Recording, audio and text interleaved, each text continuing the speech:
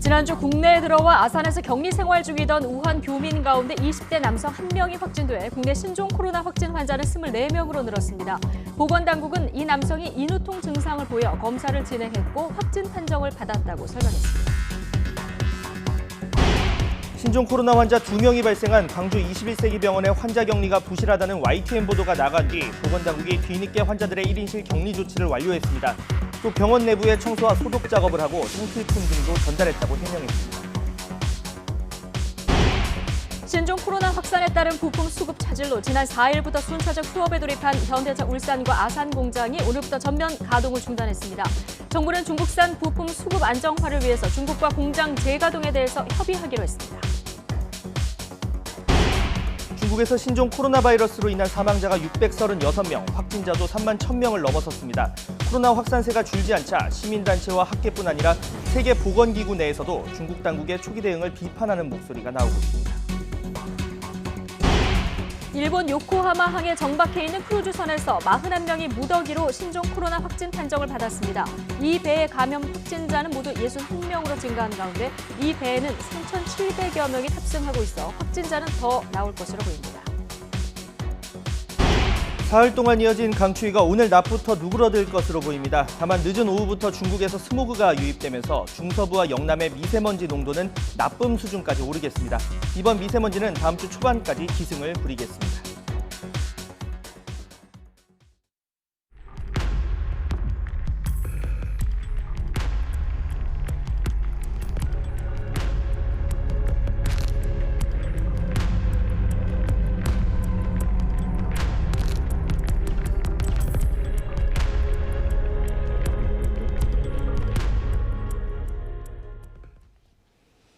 네, 뉴스뉴스 2부 이어가겠습니다. 지난주 중국 우한에서 전 세계편으로 귀국한 701명 가운데 신종 코로나 바이러스 감염증 확진자가 1명 더 나왔습니다. 우한 교민 중 두 번째 환자인데요. 이로써 국내 확진자는 총 24명으로 늘었습니다. 취재기자 연결합니다. 김승재 기자. 네, 행정정책부입니다. 네, 자, 이번 환자는 우한에서 전 세계편으로 들어왔던 우리 교민 가운데 두 번째 환자인 거죠? 네, 이번에 확진된 24번 환자는 지난달 31일 중국 우한에서 전세기편으로 귀국한 28살 남성입니다. 충남 아산의 경찰 인재개발원에서 생활하던 도중 확진돼 국립중앙의료원으로 이송됐습니다.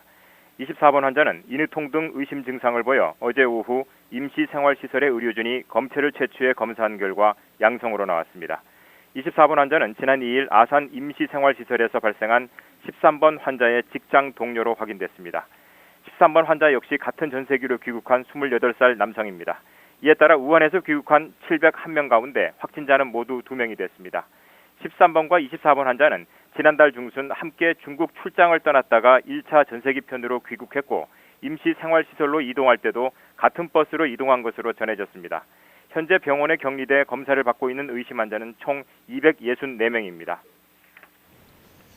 네, 보건당국의 대응도 촘촘해지고 있습니다. 오늘부터 중국에 방문한 적이 없는 사람도 의사의 판단이 있다면 신종 코로나 바이러스 진단 검사를 받을 수 있게 되는 거죠? 그렇습니다. 중국을 방문한 적이 없더라도 신종 코로나 유행국을 방문하고 발열, 기침 등의 의심 증상이 있으면 의사의 판단에 따라 진단 검사를 받을 수 있습니다. 최근 일본과 태국, 싱가포르 등을 방문하고 들어와 확진된 사례가 잇따르면서 내려진 조치입니다. 오늘부터는 또 중국을 방문한 후 14일 이내 발열 또는 호흡기 증상이 나타나면 의심 환자로 분류할 수 있습니다. 신종 코로나 감염증 여부를 6시간 만에 확인할 수 있는 실시간 유전자 증폭 PCR 검사법이 오늘부터는 전국 100여 개 민간 병원에도 도입됩니다. 그동안 전국 18개 보건환경연구원에서만 시행했던 진단검사가 민간 의료기관에서도 가능해지면서 검사 물량이 대거 늘어나게 됩니다. 검사 건수가 하루 160건에서 최대 3천여 건으로 늘면서 확진자 수도 증가할 전망입니다.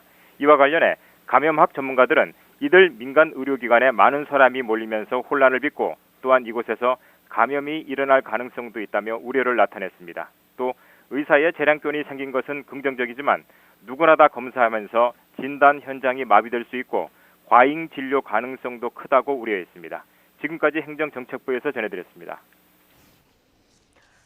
네, 신종 코로나 바이러스 23번째 환자인 중국인 관광객의 동선이 제한적으로만 공개되면서 지역 주민들의 불안이 이어지고 있습니다.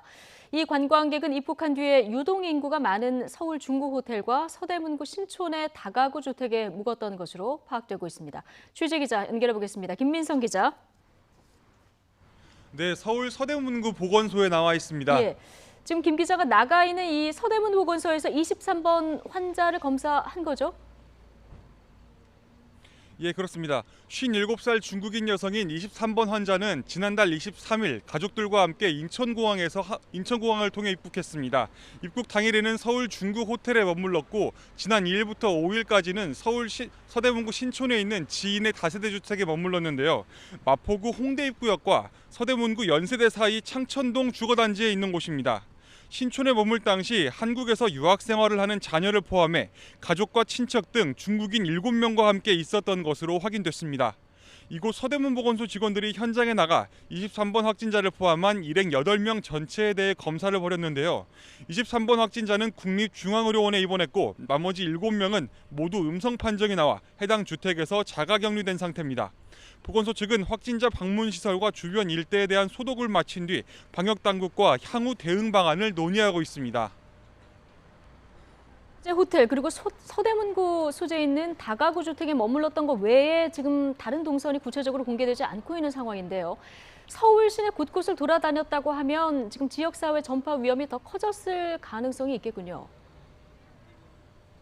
예, 그렇습니다. 23번 확진자는 입국 이후 소재 불명자로 분류돼서 서울 시내 곳곳을 다닌 것으로 파악되고 있습니다. 입국일이 지난달 23일이었으니까 약 14일 정도 무방비 상태로 돌아다니게 된 건데요.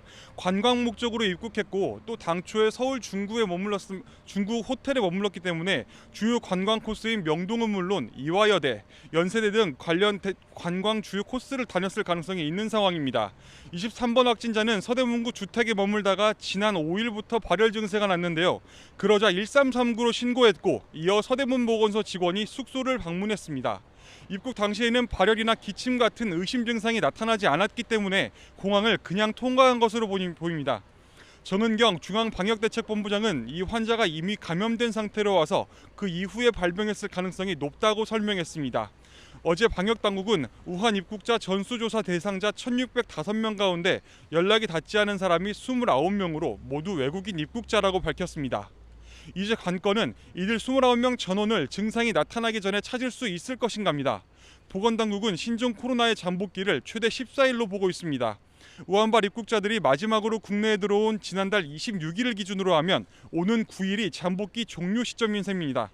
때문에 이번 주말까지가 지역사회 대량 전파를 차단할 고비가 될 것으로 보입니다.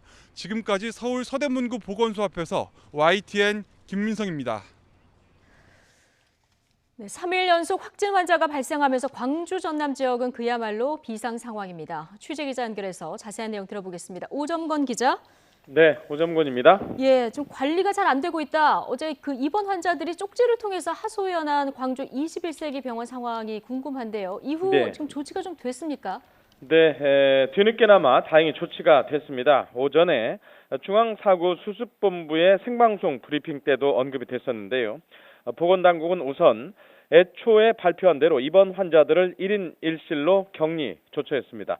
광주광역시는 21세기 병원 3층에 있어서 고위험군으로 분류된 환자 20명과 보호자 5명 가운데 환자 20명을 어제 오후 4시쯤에 1인실로 격리했다고 밝혔습니다. 중앙사고수습본부가 3층의 환자들을 격리했다고 발표한 지 하루, 정확하게는 30시간 뒤에 취해진 조치입니다. 광주시는 또 위생이 엉망이라는 지적에 대해서는 화장실과 취사장 등을 깨끗하게 청소하고 환자들이 요구한 구호품 상자와 치약 등 생필품도 전달했다고 밝혔습니다. 시 관계자는 인력 부족과 격리 공간 확보 그리고 청소업체를 제때 구하지 못해서 이렇게 조치가 좀 늦어졌다라고 해명했습니다. 네, 무엇보다 광주는 이 태국을 다녀왔었던 16번 확진자와 접촉한 사람들이 많아서 우려가 큰 상황인데요. 광주 전체 상황도 좀 전해주시죠. 네, 광주에서는 현재 감염 차단을 위해서 3곳의 시설이 완전 폐쇄되어 있습니다. 앞서 말씀을 드렸던 21세기 병원이 폐쇄가 돼 있고요. 22번 확진자가 근무했던 곳이죠. 광산구의 광주 우편 집중국도 폐쇄됐습니다. 그리고 16번 확진자의 자녀가 다닌 어린이집도 일단 문을 닫은 상태입니다. 휴관한 시설은 1,500곳이 넘습니다. 빛골 노인건강타운과 효령 노인건강타운 등이 문을 열지 못하고 있습니다. 또한 광주 시내 유치원 290곳과 어린이집 1,100여 곳이 임시 휴원에 들어갔습니다. 또한 광주 시립발레단의 5월 바람 공연 등 각종 공연들이 지금 취소되거나 연기되고 있습니다.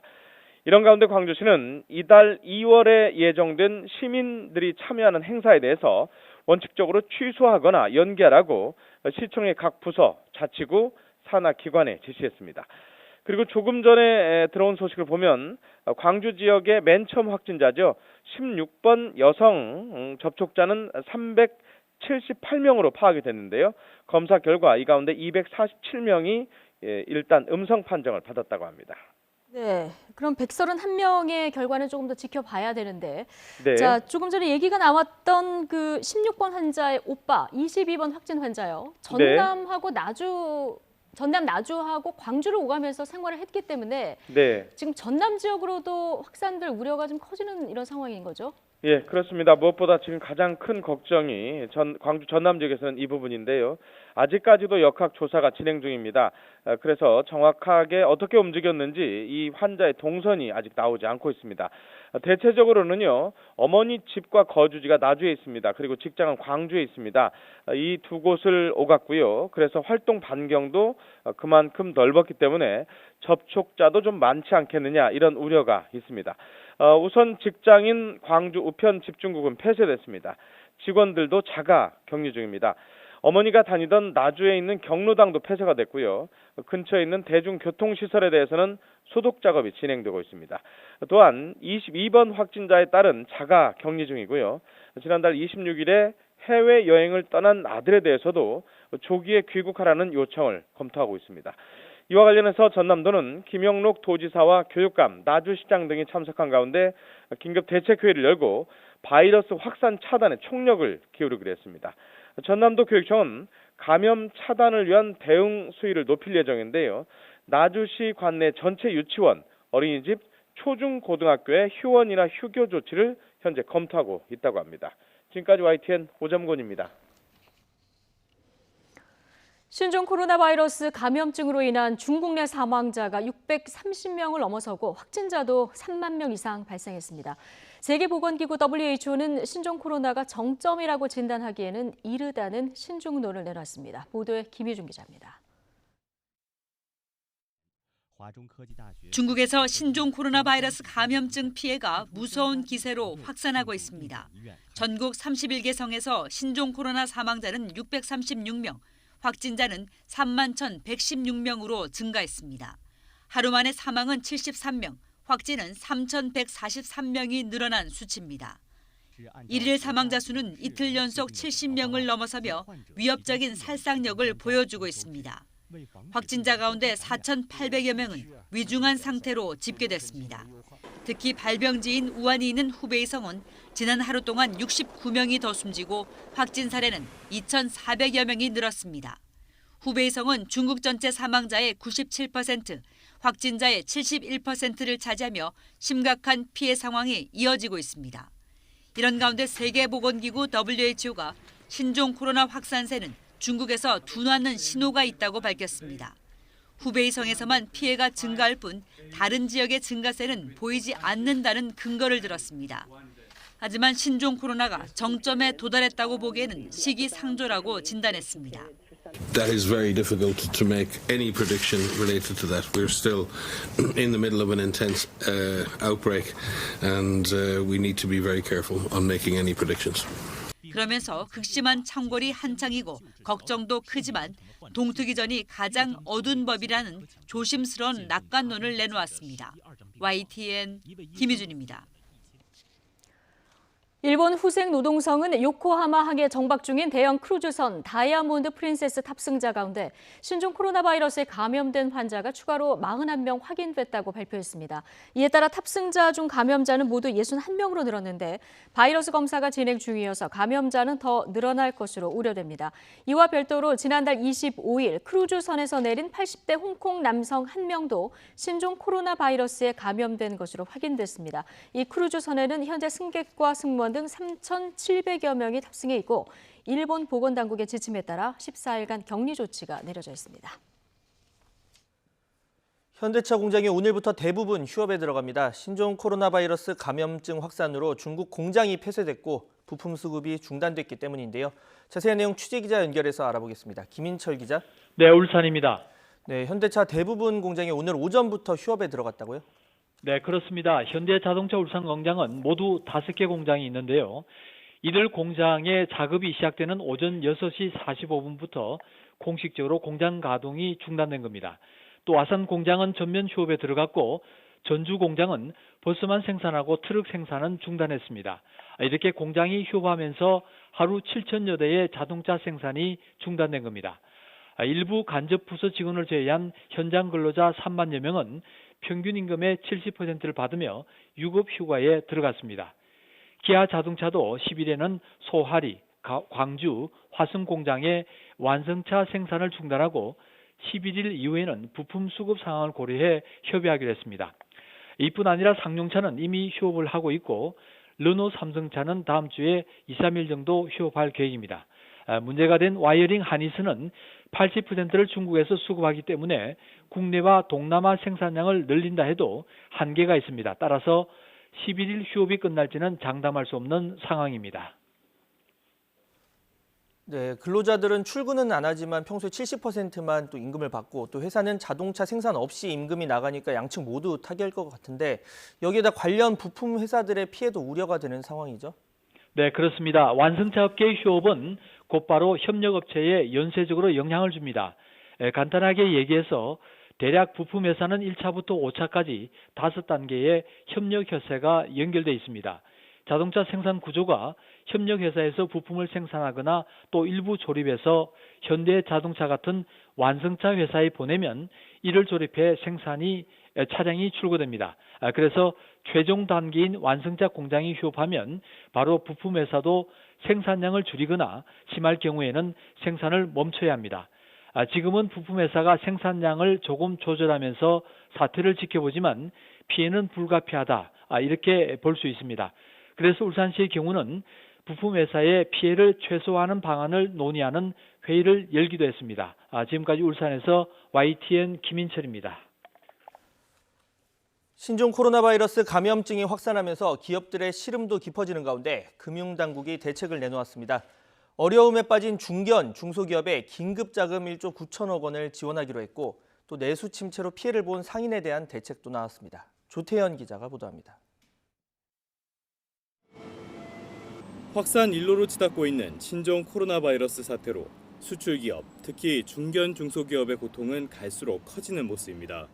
단기적으로는 중국 공장 가동이 중단되면서 자동차 부품이나 철판과 같이 우리 기업에 필요한 소재와 부품 공급에 빨간불이 켜졌기 때문입니다. 사태가 길어진다면 우리가 주로 중국에 수출하는 중간재와 자본재 역시 타격을 피할 수 없는 상황입니다. 이런 기업들을 지원하기 위해 금융당국이 발벗고 나섰습니다. 우선 정책금융기관을 통해 업종과 관계없이 이번 사태로 피해를 받거나 피해가 예상되는 중견 중소기업에 긴급 자금을 투입합니다. 대출이라면 금리를 우대하고 보증은 보증료율을 감면한다는 계획인데 새로 지원하는 자금은 1조 9천억 원에 달합니다. 또 가뜩이나 침체한 경제 상황에서 내수 시장에 더 큰 타격이 될 가능성이 큰 만큼 전통시장 상인과 소상공인, 영세 자영업자에 대해서도 낮은 금리로 돈을 빌려주기로 했습니다. 정책금융기관의 대출 및 보증을 사용 중이며 6개월 이내 만기가 도래하는 피해 중소, 중견, 소상공인 중 연장을 희망하는 신청기업은 지원을 받을 수 있습니다. 이와는 별도로 풍문을 유포하거나 테마주의 시세를 조종하는 등 시장 교란 행위에 대해서는 감시와 단속을 강화해 금융시장의 불안 소지를 사전에 차단한다는 방침입니다. YTN 조태현입니다. 신종 코로나 바이러스 감염증 확산에 대응하기 위한 국회 특별위원회 구성조차 못하고 있는 여야가 연일 내탓 공방만 이어가고 있습니다. 민주당은 한국당이 태업을 한다고 비판했고 한국당은 정부 여당이 무능하다고 맞섰습니다. 취재기자 연결합니다. 조은지 기자. 네, 국회입니다. 네, 코로나 사태를 놓고도 이 국회의 입씨름 계속되고 있는데 오늘 오전에는 어떤 말들이 오갔습니까? 네, 민주당은 한국당이 국회 의무를 외면하고 딴전 피우고 태업해 국민 안전이 위협받고 있다고 날을 세웠습니다. 이인영 원내대표는 한국당은 선거용 이합 집산과 가짜 정당의 위장 전입 계획으로 마음이 콩밭에 가 있다면서 국민 안전보다 중요한 정치 일정은 없다고 강조했습니다. 자유한국당의 마음은 콩밭에 가 있는 것이 아닌지 의심스럽습니다. 이합 집산과 가짜 정당 기획이라는 좀 한가한 난장을 거두고 국민의 생명과 경제를 지키는 민생 최일선으로 달려오기 바랍니다. 네, 이에 한국당은 정부 여당의 무능이 적나라하게 드러나는 비상 상황인데도 여당은 야당 탓만 한다면서 자기들이 할 일부터 잘하라고 꼬집었습니다. 심재철 원내대표는 바이러스 승기를 잡아가고 있다고 근거 없는 낙관론과 자화자찬을 하더니 어제는 지역사회 전파가 우려된다고 말을 바꿨다며 국민 우라통을 자극한다고 비판했습니다. 중국 눈치만 살피며 특위 명칭에 우한이라는 단어도 못 쓰게 하는 여당입니다. 그런 사람들이 특단의 대책 운운할 자격이 있는지 묻고 싶습니다. 민주당은 야당 탓 대신에 자기 해야 할 일부터 잘할 생각하시기 바랍니다.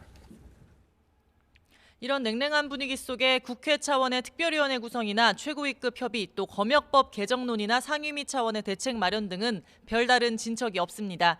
오전에 보건복지위원회 간사회동에서 다다음 주 전체 회의와 법안 소위를 함께 진행하기로 잠정 합의했지만 2월 임시국회 일정과 연동돼 있어 다음 주 여야 원내대표 회동 결과를 지켜봐야 할 것 같습니다. 총선 준비 상황도 알아보죠. 한국당 황교안 대표의 종로 출마 여부 오늘 결정되는 줄 알았는데 미뤄졌다고요? 네, 한국당 공천관리위원회는 당초 오늘 오후 회의를 열어 황교안 대표의 출마 문제를 매듭 짓기로 했었습니다. 하지만 어젯밤 늦게 오는 10일로 미뤄졌습니다. 공관위는 황교안 대표에게 종로에서 이낙연 전 국무총리와 붙거나 불출마하거나 둘 중에 정하라고 최후 통첩한 것으로 알려졌는데요. 당 핵심 관계자도 YTN과 만나 정치적 승부수를 띄우고 후위를 도모하려면 무조건 종로에서 싸워야 한다고 강조했습니다. 다만 황교안 대표 측근들은 의원 배지를 다는 게 우선이라며 서울 용산이나 양천, 구로나 마포 등을 추천하는 걸로 전해졌습니다. 황교안 대표는 오전에 기자들과 만나 한국당의 총선 대승과 문재인 정부 심판을 위해 필요한 역할을 하겠다며 기존 입장을 되풀이했습니다. 하지만 오는 10일까지는 마음을 정해야 할 걸로 보입니다. 한국당은 지역구 교통정리와 동시에 총선 인재도 영입하고 있는데 오늘은 윤봉길 의사의 장손녀 윤주경 전 독립기념관장을 영입했습니다. 윤 전 관장은 독립운동 정신을 올바르게 계승해 한국당과 함께 자유와 정의, 평화의 대한민국을 만들겠다고 강조했습니다. 민주당도 변호사 2명을 입당시켰습니다. 조국 전 법무부 장관 시절 법무검찰개혁위원회에서 활동한 김용민 변호사와 조국 백서 필자인 김남국 변호사가 4.15 총선을 대비해 영입됐습니다. 지금까지 국회에서 YTN 조은지입니다. 사흘간 이어지던 한파가 오늘 낮부터 누그러들 것으로 보입니다. 주말에는 비교적 포근하겠지만 중국발 스모그가 유입되면서 미세먼지가 기승을 부릴 것으로 우려됩니다. 취재기자 연결합니다. 정혜윤 기자. 네, 정혜윤입니다. 네, 며칠 동안 기승을 부리던 한파가 물러나니까 이제 미세먼지가 다가온다고요? 네, 그렇습니다. 한파가 풀리자마자 미세먼지가 바깥 활동을 힘들게 할 것으로 보입니다. 아직은 전국적으로 농도가 크게 치솟지는 않았는데요. 오늘 오후 늦게부터는 중국발 스모그가 유입되면서 중서부와 영남 지방의 미세먼지 농도가 높아질 것으로 예상됩니다. 국립환경과학원은 오늘 오후 늦게부터 주말인 내일까지 서쪽 지방을 중심으로 미세먼지 농도가 나쁨 수준을 보이겠다고 예보했습니다.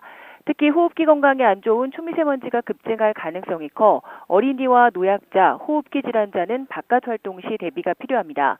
이번 미세먼지는 휴일을 지나 다음 주 초반 더 악화할 가능성이 큽니다.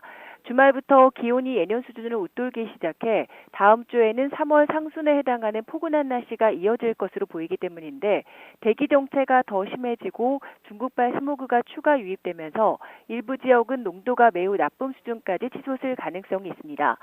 전문가들은 이번 미세먼지가 다음 주 초반까지 기승을 부린 뒤에 중반 이후부터 주춤할 것으로 전망했습니다. 지금까지 YTN 정혜윤입니다.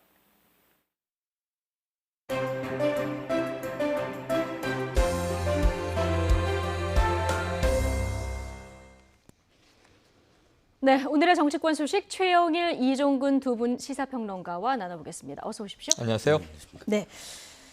자, 안철수 전 의원이 자신의 이름을 내건 안철수 신당이란 이름을 쓰지 못하게 됐습니다. 선관위가 특정인의 이름을 당명으로 사용하는 것은 헌법과 정당법에 위배된다는 이유를 들었는데요. 관련 영상 보고 이야기 나눠보겠습니다.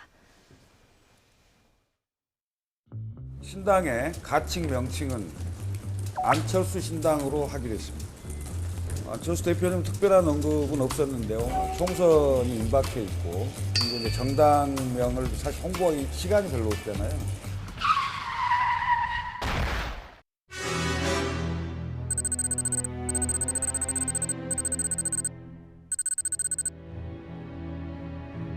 우리나라 중앙선관위에서 한 일 치고 최근에 제일 잘한 일이 그 당 들어왔는데 그게 말이 돼요? 뭐 추천해 주실 이름 혹시? 자기들 이름 자기가 제일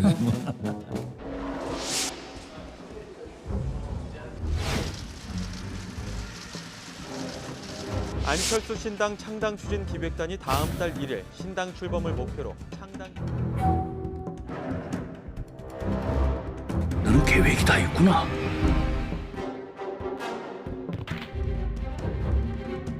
기존 정당과는 완전히 다른 그런 다른 정당들과는 다른 정당을 만들겠습니다.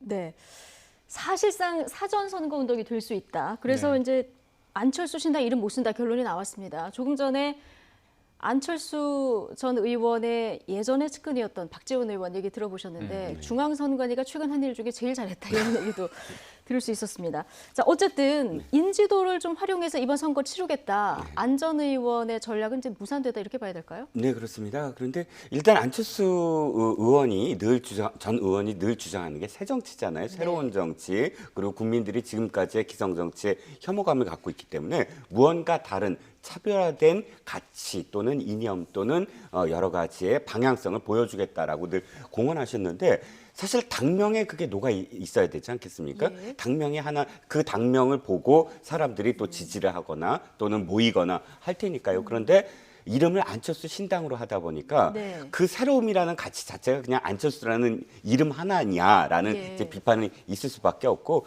저는 이 중앙선관위의 이유가 사실 좀 타당한 이유가 타당하다고 보는 게 어떤 정당이든 민주적이어야 된다라는 거예요. 그 이 본질이라는 가치라든지 그 과정이라든지 그런데 안철수 신당 당명마저 한 개인이면 그 개인의 정당 이라고밖에 사람들이 인식할 수밖에 없잖아요. 그래서 안철수 전 의원도 언제나 중간에 그런 말씀을 많이 하시는데 내가 만든 당이다. 근데 그 인식 자체가 이름에 포함된 게 아니냐. 사실 김대중 대통령도 한 번도 내가 만든 당이라는 표현을 안 쓰셨대요. 새천년 민주당 이런 걸 만든 당시에도 우리 동지들이 만든 당이다 이렇게 표현했지 내가 만든 당이다라는 표현을 한 번도 쓴 적이 없는데 도리어 새 정치를 하신다는 안철수 전 의원이 도리어 좀 너무 권위주의적인 게 아닌가라는 비판도 함께 따랐었습니다. 안철수 신당이나 이름 때문에. 네, 그러니까 여러 가지 불어 이유 중에서 사전 선거 운동 말고 당이 좀 비민주적으로 운영될 수 있다 이 이유도 있었는데 이 부분 때문에 더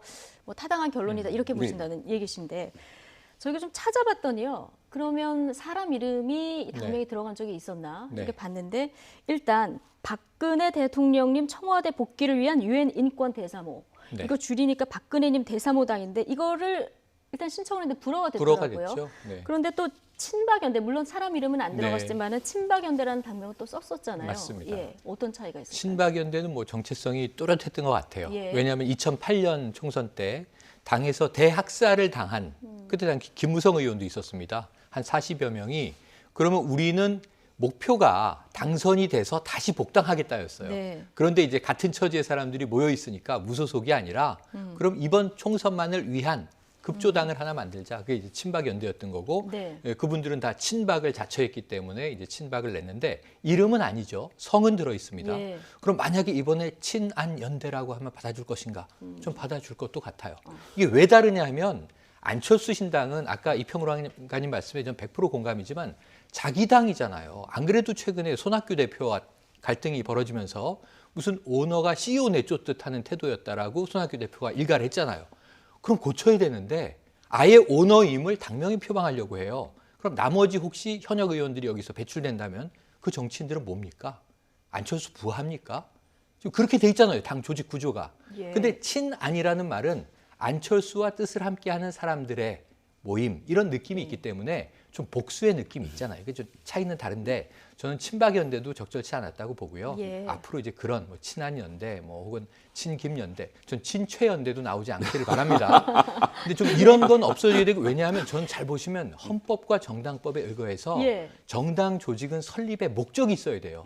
국민 복리를 위한 거잖아요. 우리는 공화주의로 뭐 국민을 행복하게 하겠다. 우리는 민주를 더 강화해서 행복하게 하겠다. 예. 우리는 진보 혁신을 하겠다. 우리는 보수의 가치를 세우겠다. 이런 게 있어야지 예. 이름 붙이는 것은 기념사업회밖에 없다. 예. 오죽하면 창업자와 오너 가문이 명확한 기업조차도 할머니 국밥집 외에는 그 이름을 간판에 붙이지 않습니다. 예. 그러니까 지금 이런 엉뚱한 일이 왜 벌어졌는지 시간이 없다고 아까 김철근 위원이 얘기하셨는데요.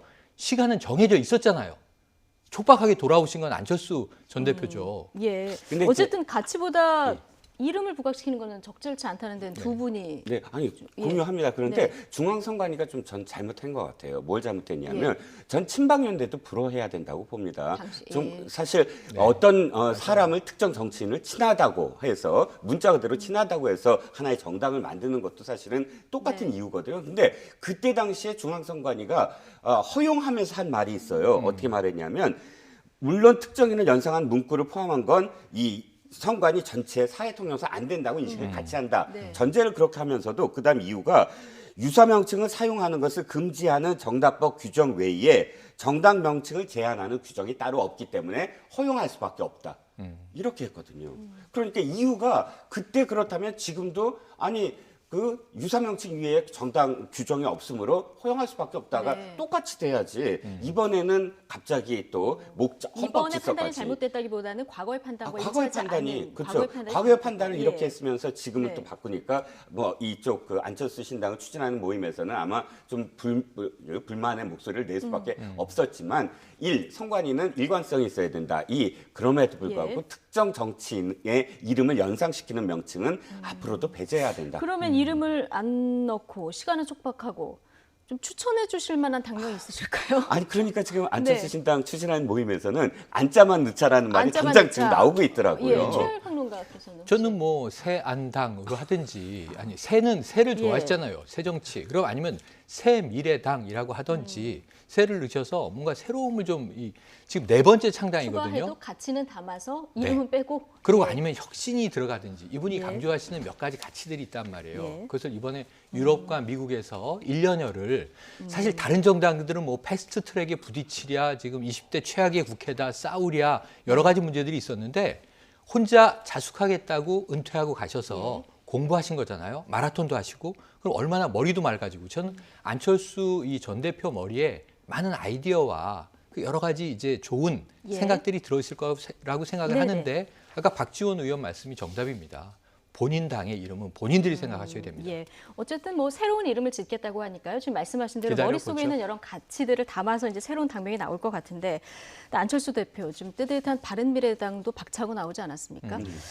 손학규 대표가 끝까지 자리를 지켰는데요. 이 전략이 통한 걸까요? 아니면 자금력 덕분일까요? 지금 바른미래당하고 민주평화당, 대한신당까지 호남계 신당이 창당이 될 것 같은 이런 분위기입니다. 일단 그것은 지금 처음 나온 얘기는 아닙니다. 그러니까 이 손학규 대표를 포함해서 바른미래당 내부에서 이미 이 대한신당하고 민주평화당하고 함께 통합하자라는 움직임은 내부에 있었어요. 근데 지금 굉장히 속도가 붙었거든요. 속도가 붙었는데 어떤 게 계기냐면 최근 지난 월요일 날 장진영 비서실장을 포함해서 3사람을 내쳤습니다. 그리고 새롭게 바꿨잖아요. 이유가 딱 한 가지예요. 그 3사람이 주말 내내 설득을 했어요. 손 대표를. 어떻게 설득을 했냐면 같이 손을 잡되 민주평화당이랑 대한신당이랑. 근데 손 대표를 제외하고 얘야 손을 잡겠다니까 잠깐 이 선으로 물러나 계셔라 라고 설득을 했는데 그 설득한 사람들을 전부 다 잘라내고 자신이 이제 새로운 사람들과 함께해서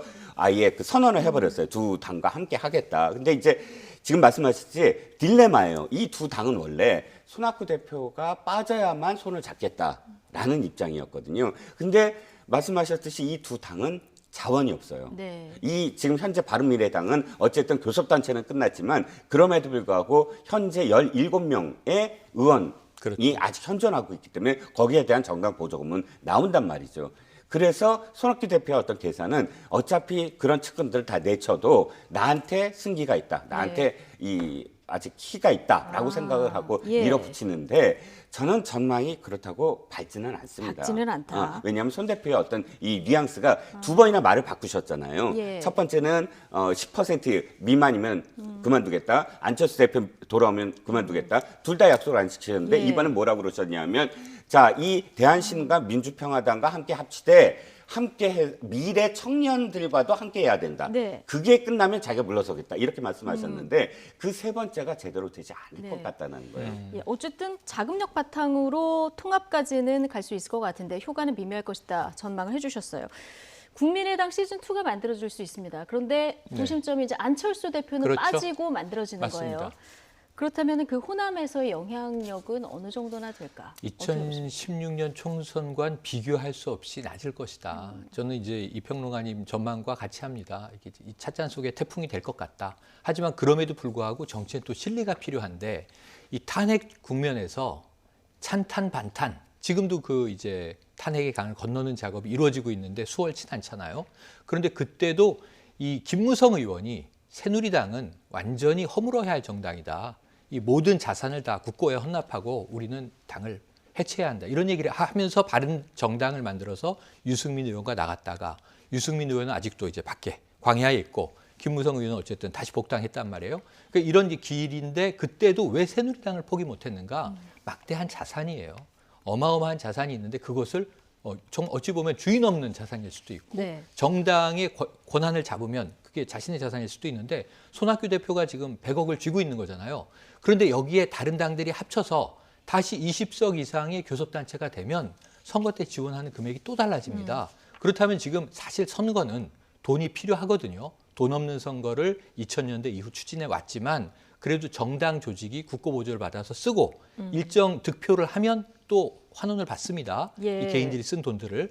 그러면은 이제 그러한 실리적인 이유 때문에 저는 뭉칠 텐데 말씀하신 대로 선택은 국민이 하는 건데 안철수 빠진 도로 국민의당 이게 어떤 파괴력이 있을 것인가 저는 잘 모르겠습니다. 안 전 의원이 호남계 통합신당이 만들어지면 경쟁 구도가 되는 거 아니냐 이런 기자들의 질문이 있었습니다. 그러니까 경쟁이 될수록 좋다고 생각한다 이런 얘기를 했거든요. 지금 호남계 통합신당 출범 이걸 바라보면서 독자 행보를 하겠다는 안철수 전 대표 앞으로 행보에는 어떤 영향이 있을까요? 어차피 호남 쪽 지지를 생각을 했다면 탈당을 하지 않았을 겁니다. 바른미래당을. 바른미래당에 현재 남아있어서 대한신당과 민주평화당을 주도하는 것이 훨씬 더 유리할 텐데 왜 이틀 만에 박차고 나왔냐면 자신에 대한 호남의 지지가 4년 전과 완전히 달라졌다는 것이죠. 그러니까 지금 안철수 전 대표가 대선에 나왔을 때 득표율을 쭉 보면 서울에서 2위, 그다음에 뭐 호남에서 2위, 그래도 1위 한 지역은 없지만 2위 한 지역은 꽤 있었어요. 홍준표 후보를 누른 지역들이 있었어요. 일단 호남과 수도권의 어떤 지지가 자신한테 굉장히 유리했다고 늘 생각을 해왔는데 지금은 호남에 대한 지지, 그러니까 그가 대통령과 그다음에 집권 여당에 완전히 몰려 있는 상황이거든요. 자신이 지금 할 수 있는 곳은 비호남을 새로 개척하는 길.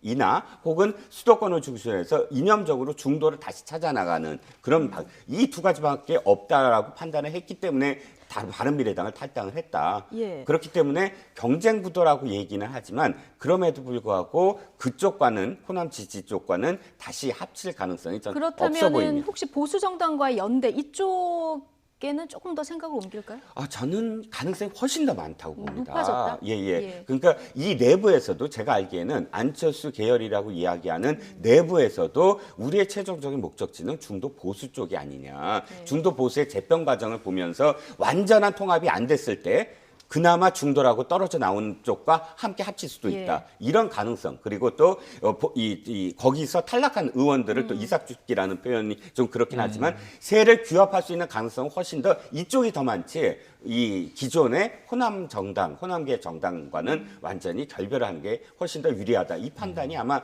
훨씬 더 유리하게 지금 판단이 되고 있는 것 같습니다. 네. 보수 쪽으로 가보면 일단 통합의 구심점은 한국당인 건 맞고요. 그 한국당에서 특히 황교안 대표의 거취가 빨리 나와야 되는데요. 황 대표가 아직 지금 안 나오고 있습니다. 두 개의 숙제가 있는 거죠. 하나는 통합을 이뤄야 하고 총선 전에 그래야 이제 파괴력을 또 발휘할 수 있고 총선에서 이겨야 됩니다. 반문 정권 심판론으로 이제 이겨야 돼요. 그 이기는 것이 과반이냐? 과반은 쉽지 않죠. 지금 이 한석 이상이라도 있는 원내 정당이 지금 10개였다가 안철수 신당의 의원이 합류하면 11개가 되고요. 미래한국당에 이제 한성교 의원은 갔잖아요. 대표로. 그렇죠. 여기에 이제 몇 명 더 합류하면 12개의 원내 정당이 있는 거예요. 근데 여기서 지금 한국당이 5개, 6개 당을 합류시켜야 보수 대통합이 되는 거고 만약에 이제 새로운 보수당하고만 통합을 하면 이게 중통합, 소통합 이렇게 되는 거죠. 근데 이걸 어쨌든 이뤄내야 돼요. 이게 이두저두 안 되면 우선 내부적 타격이 발생하고 총선에서도 좀 먹구름이 낍니다. 두 번째는 총선에서 이겨야 되는데 제일 중요한 게 이번에 리더십이에요. 어떻게 그럼 같은 진영의 이 세력들을 모을 것이냐, 어떤 또 이제 전략을 가지고 적과 싸울 것이냐인데 본인이 최장수잖아요. 이때 뭔가 보여줘야 되잖아요. 그런데 지금 본인이 장고에 들어갔습니다. 그럼 장고 끝에는 악수가 나올 확률이 99%라고 봅니다. 그러니까 그러면 빨리 결정해야 되는데 늦었을 때가 빠르다면 저는 10일 날 그럼 공관위가 뭔가 발표하겠다. 그러면 이제 토요일, 일요일 또 국민들이 기다릴 거 아닙니까? 기대감은 높아지죠. 근데 어제 단독 보도를 보면 공관위는 최후 통첩을 했고 종로 출마냐 불출마냐 둘 중에 선택하시오. 다른 선택지는 없소라는 얘기가 나왔어요. 이게 팩트라면은 황교안 대표가 불출마를 하면 총선 결과를 오롯이 책임지는 컨트롤 타워가 되는 거고요. 그리고 이제 종로를 선택한다면 본인도 이 현장을 뛰면서 전투를 하면서 전체의 전쟁도 이끌어야 되는 이제 사령관이 돼야 되는 겁니다. 저는 이번에는 방법은 하나밖에 없다. 그래서 저는 종로 출마가 희박했지만 종로 출마 외에는 답이 없는 쪽으로 외통수로 지금 이제 벼랑 끝 배수의 진으로 내몰렸다. 전 종로 출마 결정 나오리라고 봅니다. 뭐 종로에 나갈 것이냐 말 것이냐 황교안 대표가 지금 끝까지 고민을 하고 있는데 지금 어떤 점을 가장 고려하고 있는지 굉장히 궁금한 상황인데요. 측근에서 지켜보는 한국당 홍문표 의원, 황 대표가 단식 투쟁할 때보다도 더 고심하고 있다. 이런 얘기를 전하기도 했습니다. 자, 오늘 오전에 황교안 대표 발언까지 함께 듣고 오시죠. 또 저는 저대로 우리 자유한국당의 이번 총선 대승을 위해서 할 수 있는 역할들을 찾고 있습니다. 반드시 필요한 그런 역할을 할 수 있도록 노력하겠습니다. 어떤 방법으로든지 문재인 정권을 심판하고 총선에서 승리함으로써 대한민국을 살려내야 합니다. 이것이 시대의 정신입니다. 시대의 정신에 어긋나지 않도록 그렇게 하겠습니다. 황 대표의 입장은 쥐들이 가깝게 보면은 참 어떻게 하면은 이번에 선거에 대해서 이길 수 있는 방법이 뭐냐, 그것이 종로 나가는 것이냐, 아니면은 뭐 비례냐, 또는 뭐 안 나가는 게 좋냐, 또는 어디를 선택하느냐, 이 한 4가지 정도의 안을 놓고 뭐 아주 수척할 정도로 고민을 해요. 그저께도 뵀는데 그 단식 투쟁할 때보다 더 고민을 하는 것 같아요. 당을 위한 선택을 하겠다. 근데 일부 그 당내 목소리들을 많이 나왔습니다. 보도를 통해서도 전해지기도 했는데 좀 끝까지 고민하는 지점은 어떤 지점일까요? 이 황교안 대표의 워딩이나 황교안 대표의 그동안의 행보를 보면 사실 사보다 공이 우선이다라는 그런 그 소명의식이 굉장히 강한 분인 것 같아요. 그러니까 이야기만이 아니고 무슨 행동을 하고 하는 것에서 이게 공적인 일이냐, 공적인 부분에서 그러니까 당을 위한 일이냐 늘 강조하는 부분도 그런 것 같고요. 그렇다면 자신에 대한 문제도 혹시나 내가 내 이익을 위해서 무엇인가를 선택하는 것처럼 비춰질까 봐 그걸 가장 두려워하고 있다라는 게 최측근의 이야기거든요. 측근의 이야기고요. 즉 다시 말씀드리면 종로에 나간다 그랬을 때 종로에 나가서 이겨서 대선에 나가나 보다. 뭐 이런 프레임, 뭐 이런 것들보다 도리어 더 희생을 해서 당을 위해서 무엇인가를 했다라는 그 지점이 무엇일까를 고민한다는 게 사실 그 측근들의 지금 설명이에요. 그런데 지금 아까 최영일 평론가가 늦었을 때가 빠르다고 그러셨잖아요. 정치는 늦었을 때가 늦은 겁니다. 이미 실기한 겁니까? 왜냐하면 타이밍이 굉장히 중요하거든요. 이걸 어떠한 이슈도 내가 이끌어야지 이끌려 가다 보면 외통수, 지금은 외통수에 그냥 몰려있는 상황이 되버렸죠. 그러니까 지금 시간이 너무 지연된 데다가 당대표가 이렇게 험지 출마에 대해서 빨리 입장을 내놓지 않으면 누구를 험지로 내보낼 수 있겠느냐 이런 목소리들이 나오고. 그러니까 외통수라는 말을 다시 해석해 드릴게요. 만약에 당장 오늘이든 늦게는 10일이든 주말을 끼고 종로 출마한다라고 결정이 나지 않으면 당 내에 이제 공천 과정은 난리가 날 겁니다, 아마. 지금 당장 뭐 홍준표 전 대표가 전 대표는 험지로 보내고 뭐 현 대표는 꽃길 양지로 가겠다는 얘기냐 이런 얘기했고요. 이정현 무소속 의원이 왜 종로 출마로 나섰느냐 이렇게 하는 거야 보고 있나 황교안 이런 느낌이에요.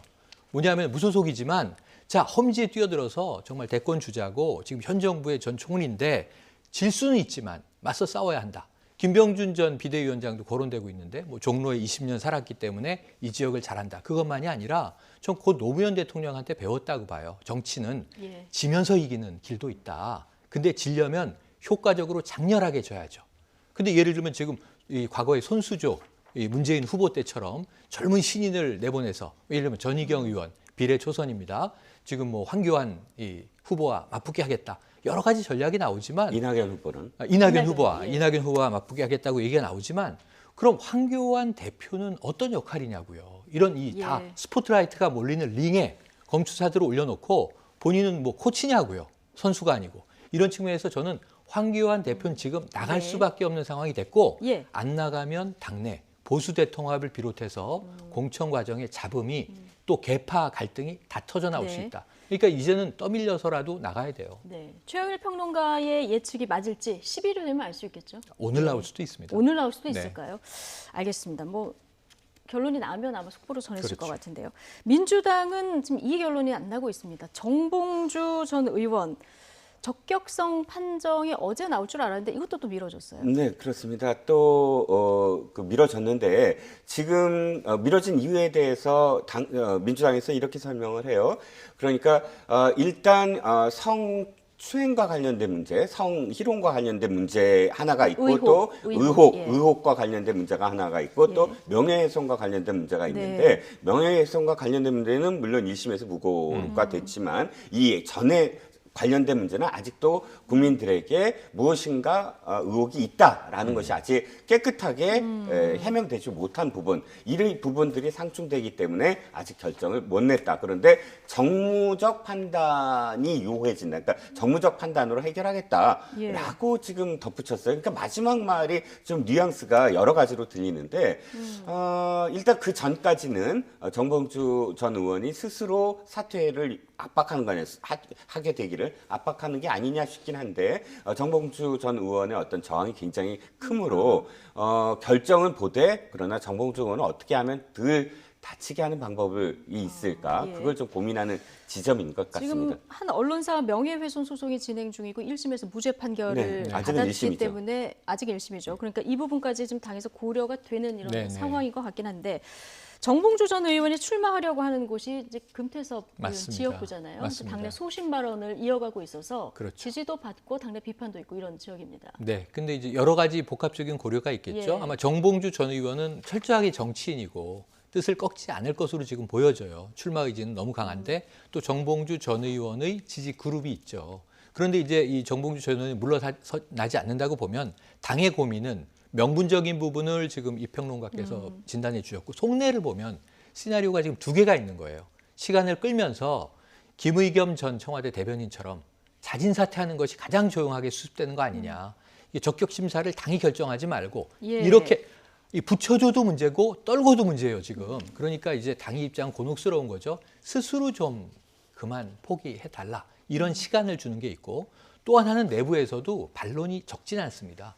경선까지 내보내고 유권자가 판단하게 하면 간단한데 왜 그러느냐. 근데 붙여주면 무슨 문제가 있냐면 또 김의겸 전 대변인이 억울해지죠. 왜냐하면 사례가 몇 개 있는데 송병기 전 울산 경제부시장은 지금 이제 기소돼 있는 상태 아닙니까? 조금씩 다르지만 형평성의 원칙에서 왜 누군 붙이고 누군 떨어뜨리는가 이런 이제 억울함의 문제가 내부에서 좀 이제 어떤 울림을 만들어낼 수 있거든요. 그러니까 이제 혼란을 줄이기 위해서 제일 좋은 건 자진 사퇴인데 아까 말씀드린 대로 정 전 의원은 절대로 꺾을 의지가 없어 보입니다. 그러니까 결국은 제가 보기에는 적격 심사는 팽팽한데 일요일 9일 날 이 사퇴시킬 가능성 저는 반반인데 정말 반반인데 지금 민주당의 고민 이건 것 같아요. 정 전 의원의 이 당락 여부보다는 전국 선거에서 정 전 의원이 미칠 영향.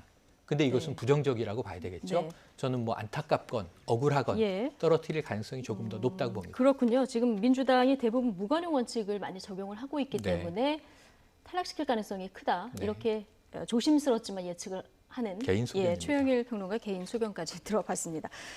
지금 총선은 70일도 채 안 남은 이런 상황입니다. 지금 시점에서 그럼 여론은 어떻게 움직이고 있는지 오늘 나온 갤럽 여론조사 결과를 좀 살펴볼까요?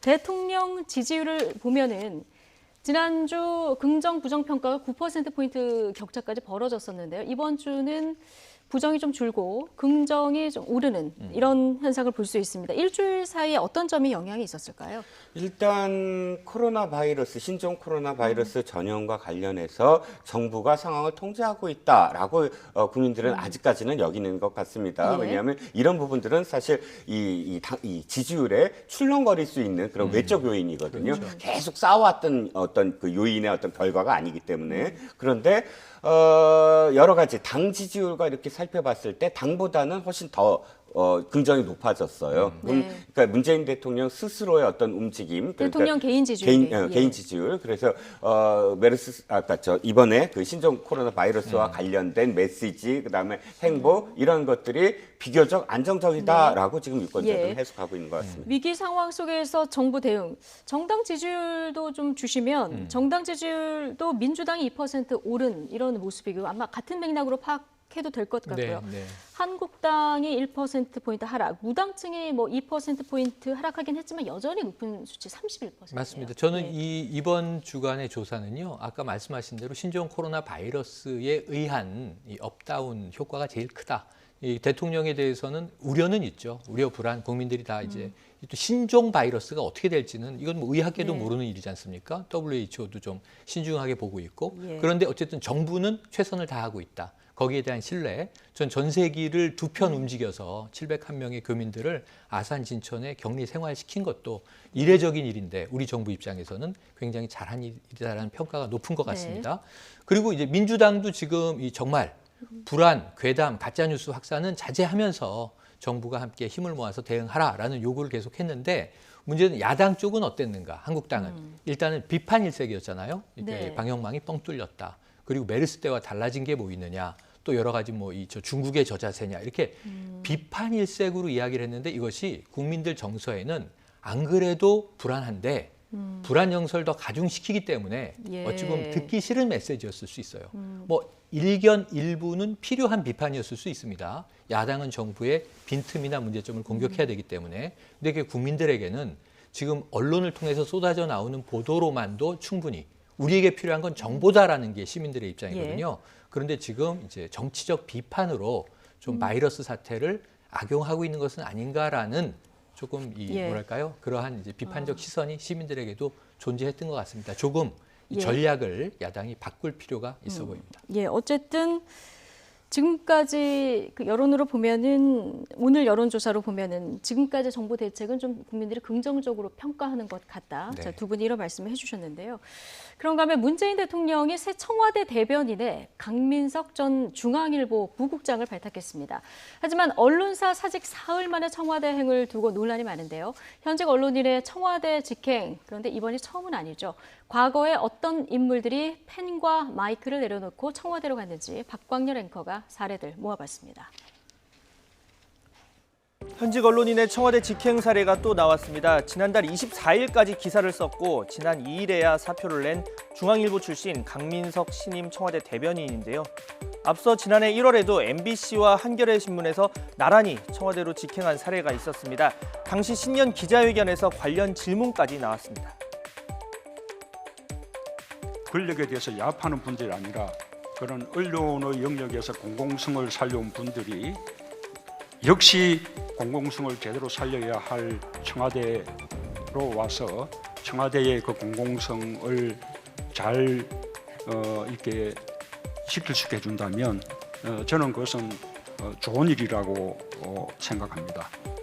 그런 권한유착 관계가 지금 정부는 저는 전혀 없다고 저는 자부하고 있고. 앞선 정부에서도 청와대 직행 사례는 있어 왔습니다. 민경욱 현 자유한국당 의원 지난 2014년 박근혜 정부 당시 KBS 9시 뉴스 앵커를 마친 뒤 넉 달 만에 청와대 대변인에 임명됐고 심지어 임명 당일 아침 부장회의까지 참석해서 논란이 됐습니다. 저희 YTN에서도 보도국장을 지냈던 윤두현 YTN 플러스 사장이 2015년 청와대 홍보수석으로 직행했습니다. 그때마다 현재 여당인 당시 야당은 반발했습니다. 현직 언론인을 바로 청와대로 불러들이는 것은 앞으로도 계속 언론을 장악해서 권한유착의 상태를 유지하겠다는 의도를 드러낸 것으로 의심하지 않을 수 없습니다. 정부는 과거와 달리 권한 유착은 없다 이렇게 말을 하고 있지만 그래도 문제는 남습니다. 보도 내용의 신뢰성에 금이 간다는 건데요. 권력을 비판하고 감시해야 할 언론계 종사자가 며칠 뒤에 청와대에 합류할 수 있다는 걸 염두에 두고 기사를 쓸 수 있다는 겁니다. 또 많은 결정 권한을 가진 고위직은 더욱 위험한데요. 실제 해외에서도 중경급 이하 어린 언론인들이 취재 과정에서 정치적인 지향점에 공감해서 실무진부터 뛰어드는 경우는 종종 있어도 논소리원급이 행정부 최고기관에 직행하는 사례는 드뭅니다. 직업 선택의 자유는 인정돼야 합니다. 하지만 거기엔 책임과 제한이 뒤따릅니다. 실제 검사는 퇴직 1년 이내 그리고 법관은 퇴직 뒤 2년 동안 청와대 비서실에 임용될 수 없고 공무원은 퇴직 전 5년 동안 자신이 소속된 부서와 업무 관련성이 있는 기업에 취직하는 경우에는 3년 동안 취업이 제한됩니다. 네, 좀 뭐 YTN도 자유롭지는 않은 부분이라서요. 예. 모든 언론사들이요. 그렇죠. 예. 그런데 일단 지금 비판이 나오는 게 이 직업의 특수성이라는 게 하나 있고요. 맞습니다. 그리고 가시는 분들이 너무 빨리 그만두자마자 바로. 맞습니다. 심지어는 아까 보면은 오전에 편집회의 참석하고 오후에 청와대로 가서 대변인이 됐죠. 있었어요. 네네. 민경욱 이제 전 대변인의 경우인데 이 비판받아 마땅하죠. 저는 이번 경우에도 좋은 선례가 결코 아니다. 이게 좀 끊어져야 되는데 뭐 정권마다 계속 이어지고 있어요. 다만 이제 아까 금태섭 의원이 야당 시절에 비판했던 대목이 나왔고 왜 이것을 이 직종의 특수성 때문에 우려하느냐 하면 권한 유착이 문제다라고 하는데 저는 이게 진보 성향의 정부들은 항상 언론과 긴장도가 높았어요.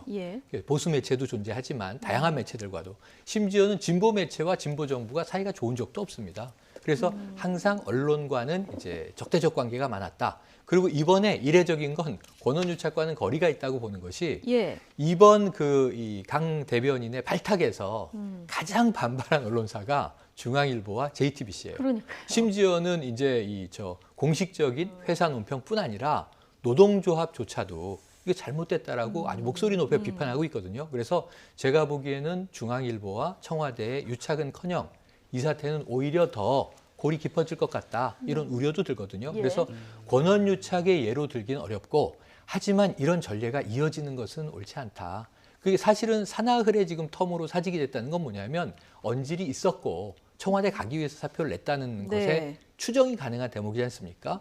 이게 한 두세 달이어도 짧다고 그랬는데 요즘은 점점 짧아지는 이 사이클이에요. 그래서 저는 앞으로는 이후로의 국민소통 수석이나 이름은 바뀝니다. 홍보수석일 때도 있었고 또 대변인은 조금 언론인이 가는 게 자연스럽긴 하지만 예. 언론인 활동을 하다가 물러나시고 충분한 텀이 있는 사람 군에서 풀에서 선발하는 것이 좀 좋겠다. 이런 권고는 드리고 싶네요. 네, 이 강민석 전 중앙일보 부국장 같은 경우는 지금 대표적인 보수 신문으로 일컫는 그 언론사의 발탁이라서 또 주목도 끌긴 네. 했는데 보면은 그 전에 보면 또 진보 언론사의 몸을 담고 있기도 해서요. 전반적으로 이종근 평론가는 어떻게 보십니까? 이념상으로 얘기하는 건 좀 애매할 것 같아요. 이런 왜냐하면, 부분은 적절치 않다. 네, 예. 그러니까 왜냐하면 중앙일보가 그렇다고 하더라도 중앙일보의 전임 회장을 맡고 계신 홍석현 전 회장은 여시제라고 해서 정치적인 어떤 사실 모임을 만들고 거기에 이광재 지금의 예. 민주당의 강원도 선대위원장으로 이름이 오르내리는 이광재 전 의원하고 함께 일을 했어요. 그럼 그건 굉장히 중도 좌파적인 어떤 시각을 갖고 있다. 이런 얘기도 있고 또 최영일 평론가님 아까 말씀하셨지만 이번에 중앙일보가 반대를 했기 때문에 권한 유착이 아니다. 이 논리는 좀 아닌 것 같아요. 왜냐하면 그 이전에도 KBS도 민경우 대변인 갔을 때도 비난 성명을 냈고 노조에서 전부 다 비난 성명을 냅니다. 일단 거리는 둬야 되니까요. 그런데 이게 문제가 되는 건 어떤 문제냐면 이것도 역시 전관 예우 같은 게 있어요. 이 대변인이 딱 가면 어떤 언론사에 가면 사실은 내가 선배거든. 뭐 이런 느낌이 있어요. 그래서 청와대 기자들에게 하는 뭐 선배니까 후배에 대하듯이 한다거나 혹은 또 특정 신문사 인연이 있는 신문사들에게 어떤 그런 이 라인을 형성한다거나 이런 건 어떤 정권이든 있었습니다. 심지어 제가 취재했던 노무현 정부 시절에도 그런 라인이 있었어요.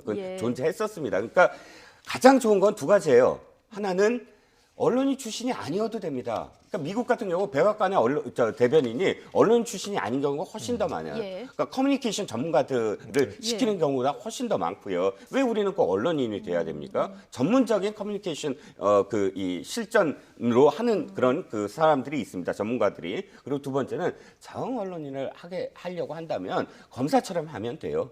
규정을 두시고 1년, 뭐 2년. 근데 기간을 좀 띄어서. 그럼요. 지금 사흘이라고 하시지만 이미 2개월 전에 통보된 거예요. 왜냐하면 다 검증을 해야 돼요. 그렇죠. 검증 기간이 있거든요. 그러니까 평판조사부터 기관에서 다 검증을 하는 기간이 있다면 충분히 1개월 전에 이미 다 결정을 보고 나서 검증을 했다는 얘기인데 이것을 두고 우리는 그런 거 안 합니다라는 이유만으로 비판을 넘길 수 있을까요? 저는 아니라고 봅니다. 어쨌든 이유는 다르지만 중립을 지켜야 할 언론인의 청와대 직행, 그것도 굉장히 빠른 시점에 가는 부분에 대해서 두 분 다 적절하지 않다. 이렇게 보시는 거죠? 네, 알겠습니다. 오늘 두 분 말씀 여기까지 듣겠습니다. 최영일, 이종근 두 분 시사평론가와 함께했습니다. 고맙습니다. 고맙습니다.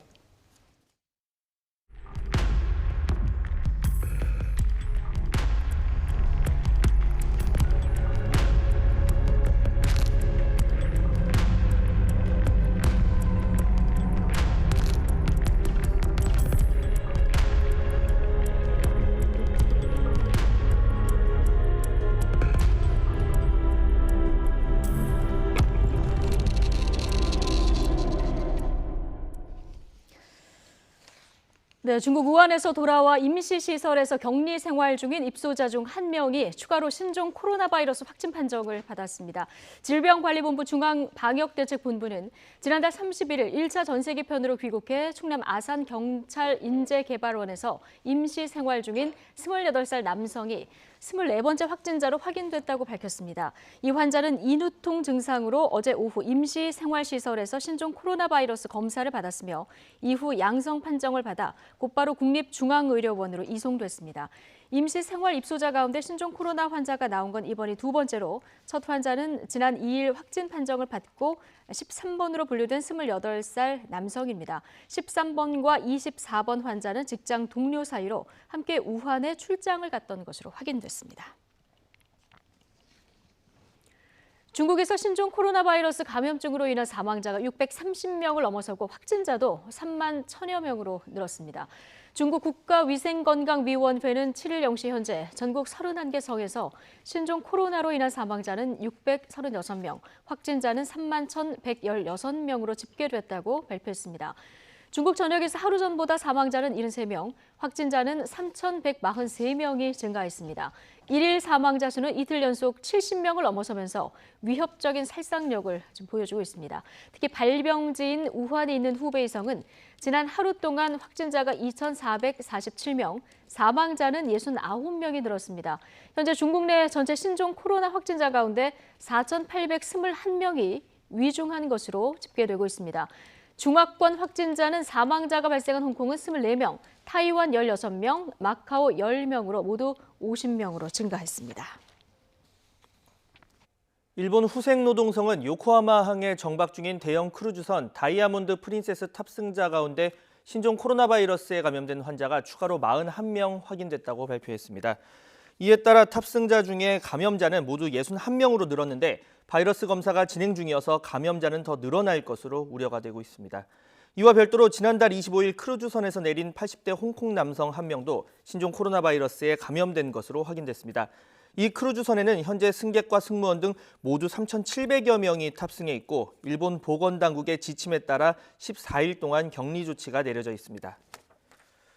이렇게 일본 내 전염병 확산 우려가 커지고 있습니다. 마이니치 신문은 어제 1차로 확인됐던 크루즈선 탑승 감염자 20명 가운데 중간 기항지인 홍콩에서 내린 뒤 감염이 확인된 홍콩 남성과 밀접하게 접촉한 사람은 2명뿐이며 나머지 18명의 감염 경로가 불명확하다고 보도했습니다. 이 신문은 홍콩 남성과 버스 관광을 함께한 여행객 36명 가운데 양성 판정을 받은 승객은 2명이고 나머지 감염자들은 홍콩 남성과 눈에 띄는 접촉이 확인되지 않았다고 지적했습니다. 홍콩 남성을 기점으로 연쇄 감염이 이뤄졌거나 홍콩 남성 이외에 다른 감염자가 탑승했을 가능성 등이 거론되고 있지만 경로 추적이 어려운 상황이라고 덧붙였습니다. 미온적 대응 논란을 자초한 세계보건기구 WHO가 백신을 신속히 개발하기 위한 포럼을 오는 11일에 열기로 했습니다. 이런 가운데 영국, 독일에서도 추가 확진자가 발생했고 올림픽 준비에 빨간불이 켜진 도쿄올림픽 조직위원회는 대책본부를 설치했습니다. 보도에 이종수 기자입니다. 영국에서 세 번째 신종 코로나 바이러스 확진자가 발생했습니다. 기존 환자 2명은 중국인이었지만 이번엔 영국인이고 중국이 아닌 아시아 국가를 방문해 바이러스에 노출됐습니다. I can say with confidence there was no connection with the other two cases in York, and this is a transmission that occurred outside the UK. 독일에서는 바이렌주에 여성 1명이 확진돼 확진자가 13명으로 늘어났습니다. 이 여성의 남편은 이미 감염돼 치료를 받고 있고 남편이 다니는 자동차 정비업체 회사에선 직원과 가족 등 11명이 확진 판정을 받았습니다. 이탈리아에선 중국 우한에서 철수한 한 이탈리아인이 감염 의심 징후를 보여 추가 검사를 받을 예정입니다. 이탈리아에선 앞서 지난달 말 로마에 체류하던 60대 중국인 부부 관광객이 확진 판정을 받았습니다. 추가 확진자가 세계 곳곳에서 발생하고 있는 가운데 세계보건기구 WHO가 신종 코로나 바이러스 대응을 위해 오는 11일과 12일 글로벌 연구 혁신 포럼을 소집한다고 밝혔습니다. We're convening a global research and innovation forum to identify research priorities and coordinate the international research effort to find therapeutics and vaccines.